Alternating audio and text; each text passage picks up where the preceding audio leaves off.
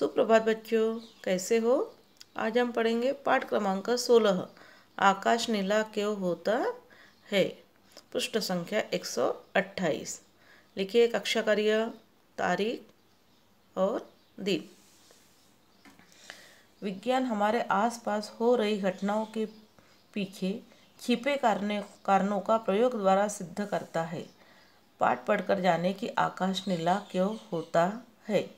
विज्ञान हमारे आसपास रही घटनाओं के पीछे छिपे कारण को प्रयोग द्वारा सिद्ध करता है।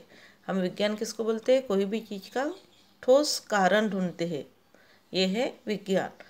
आइए जाने पाठ पढ़कर कि आकाश नीला क्यों होता है। आकाश का रंग कैसा होता है? नीला। तो ये नीला रंग क्यों है? शेखर और मनु को गांव देखने का बहुत मन था। शेखर और मनु को गांव देखने का बहुत मन था। गर्मी की छुट्टियां शुरू हो रही थी। वे अपने दादा दादी के पास जाना चाहते थे। शेखर और मनु के दादा दादी कहाँ रहते थे? गांव रहते थे। और गर्मी की छुट्टियां शुरू हो रही थी, इसलिए वो दादा दादी के पास जाना चाहते थे। अगले दिन सुबह ही वे अपने पिता के साथ गांव के लिए चल पड़े। शेखर और मनु अपने पिताजी के साथ गांव के लिए चल पड़े। रास्ते में हरे भरे खेत तथा बाग बगीचे देखकर उनको बहुत अच्छा लग रहा था। इतनी हरियाली उन्होंने शहर में कहीं नहीं देखी थी। शहर में जहाँ वहाँ क्या होता है? गाड़ियाँ, मोटे मोटे बिल्डिंग है ना, फैक्ट्रीज होती है। लेकिन गांव में क्या होता है? जहाँ देखो वहाँ खेत ही खेत रहते हैं, हरियाली हरियाली रहती है। इसलिए उन्हें वो हरियाली देखकर बहुत अच्छा लग रहा था।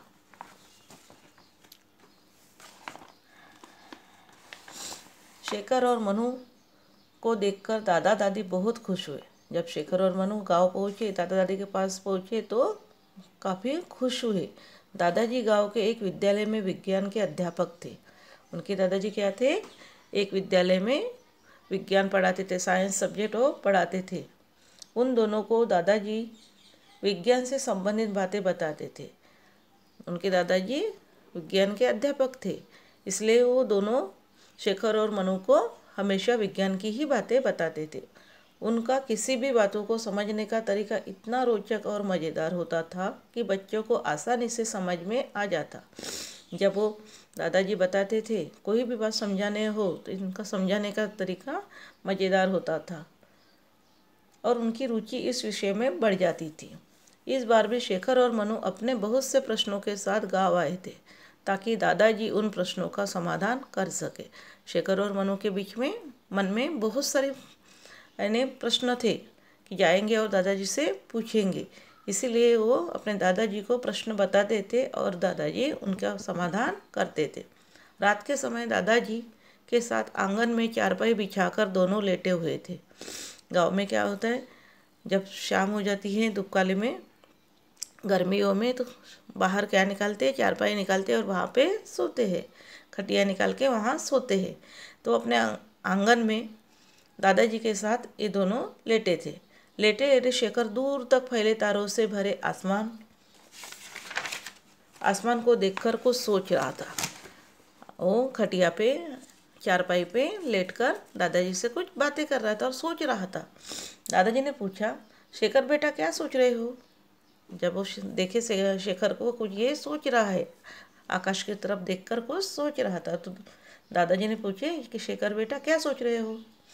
दादाजी, आकाश इस समय काला है, लेकिन प्रातःकाल यह नीले रंग का क्यों होता है? शेखर ने पूछा। दादाजी, अभी जो आकाश है रात के समय कैसा दिख रहा है? काला दिख रहा है, लेकिन जब सुबह होती रहती है तब इसका रंग नीला क्यों होता है? शेखर ने पूछा। नहीं शेखर, वास्तव में आकाश का रंग नीला नहीं है, यह हमें नीले रंग का प्रतीत होता है, दादाजी ने कहा।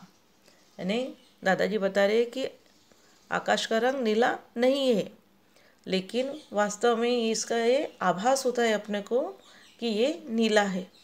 अच्छा, शेखर के लिए यह हैरानी की बात थी। उसने कौतूहल से पूछा, यह कैसे होता है दादाजी?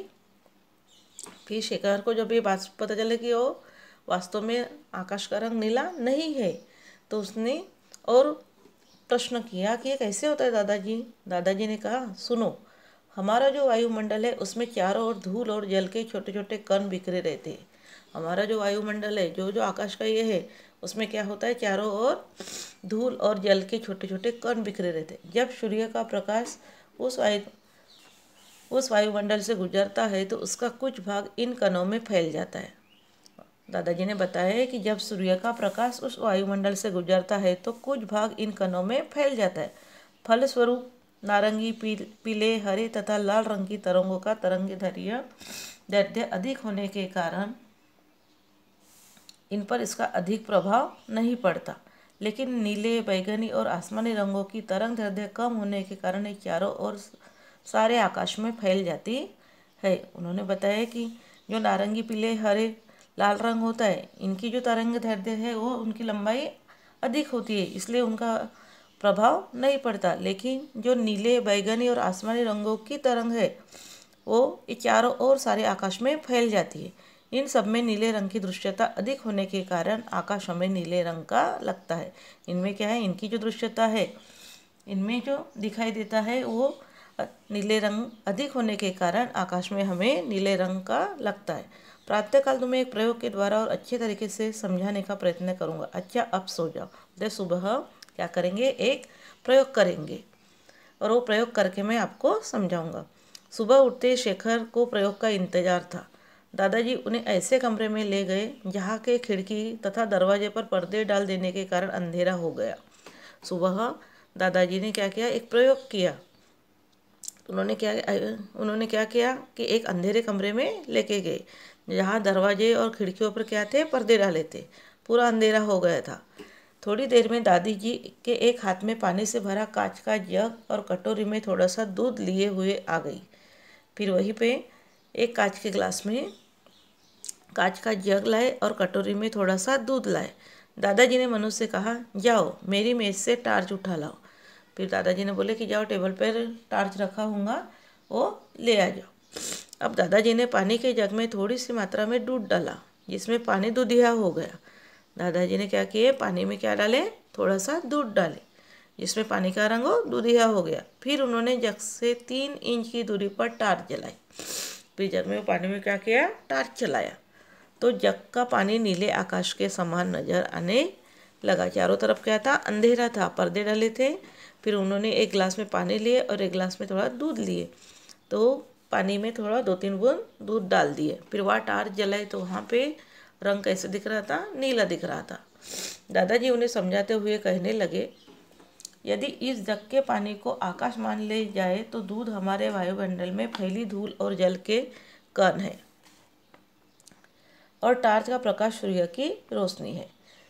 वो प्रयोग से उन्होंने समझाया कि आकाश मान लिया जाए तो दूध हमारा क्या हो गया, वायुमंडल हो गया, और उसमें फैली धूल और जल के कण है जो टार्च का प्रकाश सूर्य की रोशनी है।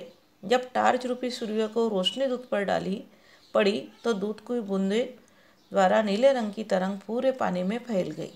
जब उन्होंने सूर्य की रोशनी समझकर जैसे टार्च की रोशनी डाले तो वो क्या हो गई, वो बूंदे कैसे दिख रही है, नीले रंग की दिख रही है। पूरे पानी में फैलकर उन्हें नीले होने का आभास देने लगी। बच्चों को इस प्रयोग से एक नई जानकारी मिली। शेखर अपने दादाजी से और प्रश्न पूछने लगा तो दादाजी बोले, हर प्रश्न का उत्तर आज ही जान लोगे तो पूरी छुट्टियों में क्या करोगे। उनको और शेखर और मनु को और प्रश्न आ रहे थे और प्रश्न पूछे जा रहे थे। फिर दादाजी ने बोले कि हर प्रश्न का उत्तर एक ही दिन में नहीं देते। क्या करेंगे, वो छुट्टियां मनाने आए हो, फिर बाकी दिन छुट्टियों में क्या करेंगे, एक ही दिन में जान लोगे तो। धन्यवाद, फिर मिलेंगे।